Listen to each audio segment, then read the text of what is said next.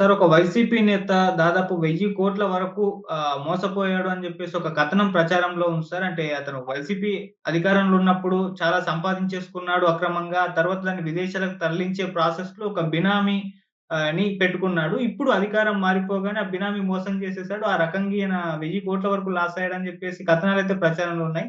So ఎవరా నేత అని జెప్పేసి చర్చ అయితే జరుగుతుంది సార్. మరి ఈ కథనం పైన మీ ఒపీనియన్ ఏంటి సార్? అంటే రాజకీయ అవినీతి అనేది చాలా పీక్ లెవెల్‌లో నడుస్తోంది. అంటే క్విడ్ ప్రోకో అంటున్నారు. లేకపోతే మీకిది, మాకది అంటున్నారు. ఇలా పేరేదేమైనప్పటికీ వ్యాపారస్తుల్ని ఫెసిలిటేట్ చేయటమే ప్రభుత్వాల కార్యక్రమంగా మారిపోయిన తర్వాత, వాళ్ళని ఫెసిలిటేట్ చేసిన సందర్భంగా మాకేంటి అని అడుగుతారు వీళ్ళు. అడగక్కర్లేదు. వీళ్ళకేమిటి అనేది వాళ్ళే ఆలోచించి, వీళ్ళకి ఏదో ఒక రూపంలో ఆ డబ్బులు పంపిణీ, ఆ సంపద పంపిణీ చేయటం అనేది చేస్తున్నారు.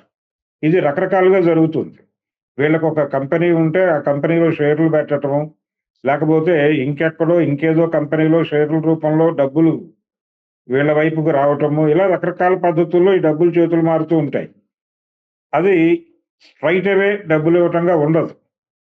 ఒకవేళ అలా ఏదైనా ప్రొక్యూర్ అయినప్పటికీ వాటిని జాగ్రత్తగా భద్రపరచటానికి తగినటువంటి యంత్రాంగం కూడా ఉండేది. అంటే ప్రతి ప్రభుత్వానికి అధికారంలో ఉన్నటువంటి ప్రతి పార్టీకి కూడా పర్టిక్యులర్‌గా మంత్రులకి, వీళ్ళకి ఎవరైతే యాక్టివిటీ మీద ఒక పట్టు కలిగి ఉన్నారో, ఉదాహరణకి జగన్మోహన్ రెడ్డి టైంలో జరిగిందని చెప్తున్నారు ఇది. జగన్మోహన్ రెడ్డి టైంలో ఎమ్మెల్యేలకి, మంత్రులకి అంత ఫ్రీ హ్యాండ్ ఉండి లేదు. ఎందుకు లేదు అంటే వాళ్ళందరూ కూడా చాలా భయంగానే కథ నడిపారు. చాలా ఇబ్బందికరంగానే నడిచింది. ఇది ఎలా ఉంటుందంటే ప్రతి దానిలోనూ ఎమ్మెల్యేలకి ఇంతని వచ్చేస్తుంది. ఇప్పుడు గూడా స్టిల్. ఇప్పుడు నడుస్తున్నటువంటి ప్రభుత్వం టైంలో కూడా మద్యం సిండికేట్ నుంచి నెలకి స్ట్రెయిట్ అవే ఎమ్మెల్యేలకు 15,00,000 వరకు వస్తోందని చెప్తున్నారు.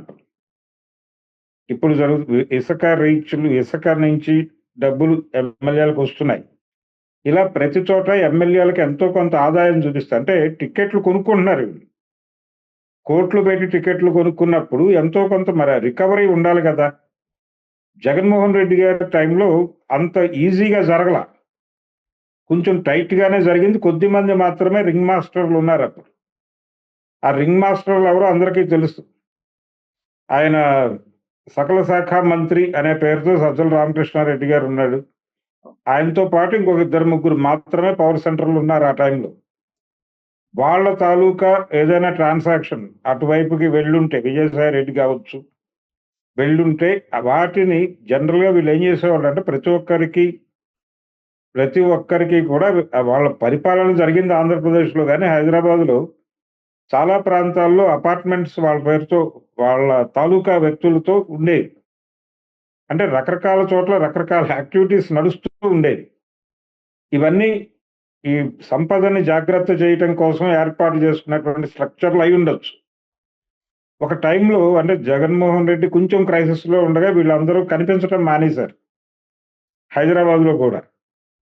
ఈ కనిపించని సమయంలో బహుశా విదేశాలకి నిధులను ఏదో పద్ధతిలో తరలించి ఉండొచ్చు.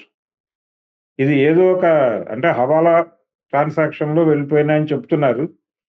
అయితే వీళ్ళు పదవీ కాలం ముగిసిన తర్వాత అది తిరిగి వీళ్ళకి అవసరం అయినప్పుడు వీళ్ళకి దాని తాలూకా వివరాలు చెప్పటమో, లేకపోతే ఇవ్వటమో జరగటం లేదు అనేది ఇప్పుడు గొడవ. అంటే అసలు మీకు మాకు ఏమిటి సంబంధం? మీరు నాకు డబ్బులిచ్చారా? నిజమా? అది మీ డబ్బులా? ఈ టైప్‌లో మాట్లాడుతున్నారు అని. ఎవరి అండ చూసుకొని మాట్లాడుతున్నారు అనే ప్రశ్నలోకెడితే, ఈ వార్తా కథనం వెలువరించినటువంటి మీడియా సంస్థ చెప్పినటువంటి వివరాల ప్రకారం చూస్తే, ఇది ప్రస్తుతం అధికార మార్పిడి జరిగిన తర్వాత, కొత్తగా అధికారంలోకి వచ్చినటువంటి పార్టీలో ఉన్నటువంటి కొంతమంది ప్రముఖుల దన్నుతో వాళ్ళకి నో చెబుతున్నట్టుగా ఈ కథనం చెప్తోంది. ఇది జరుగుతుంది. ఇలాంటివి గూడా జరగడానికి అవకాశం ఉంది. ఉదాహరణకి పరిటాల రవి కేసులో మద్దెల చెరువు సూర్యనారాయణ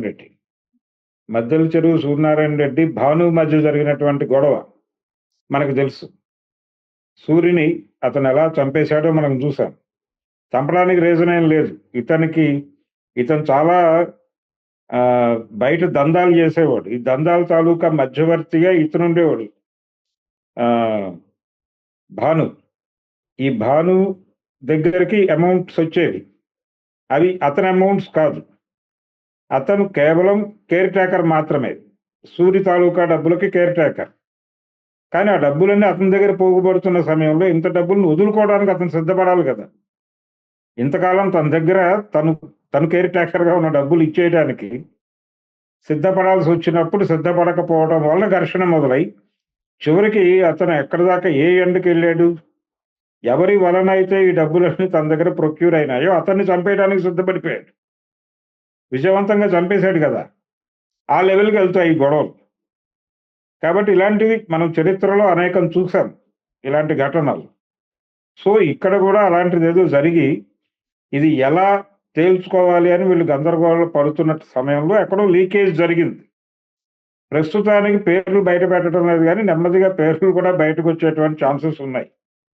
వైఎస్ఆర్‌సీపీ టైంలో జరిగిందంటున్నారు కాబట్టి పెద్ద ఎక్కువ కంగారు పడక్కర్లేదు. మాక్సిమం 4, 5 పేర్ల మధ్య నడిచుంటుందిది. వాళ్ళలో ఎవరు అనేది 4 స్తంభాల ఆట నడుస్తోందిప్పుడు.